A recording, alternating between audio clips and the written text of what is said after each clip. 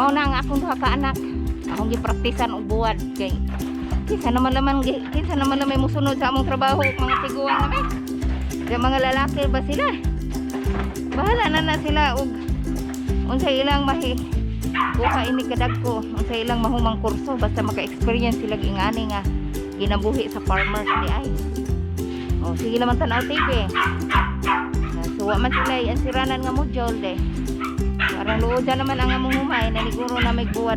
Gusto na nila mo buwad. So, mao na guys.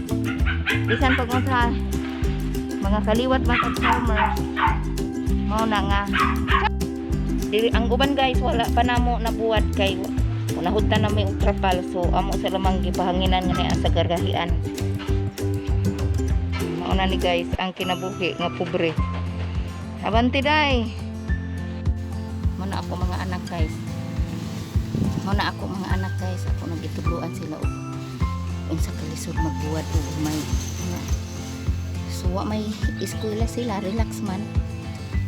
Akong gipabuwad sila kay sige namang computer. Painit-initan po na to panagsaning sinod og aircon.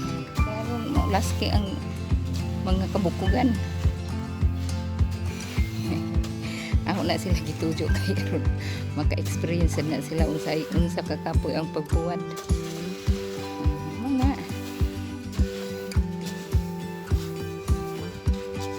aron maning kamot og managko na sila aron maning kamot na sila di lali mag farmers.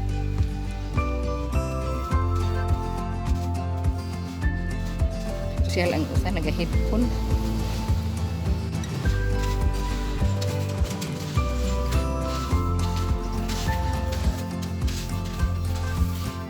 Isa ko ang napainit. Natulapit ay, natulapit.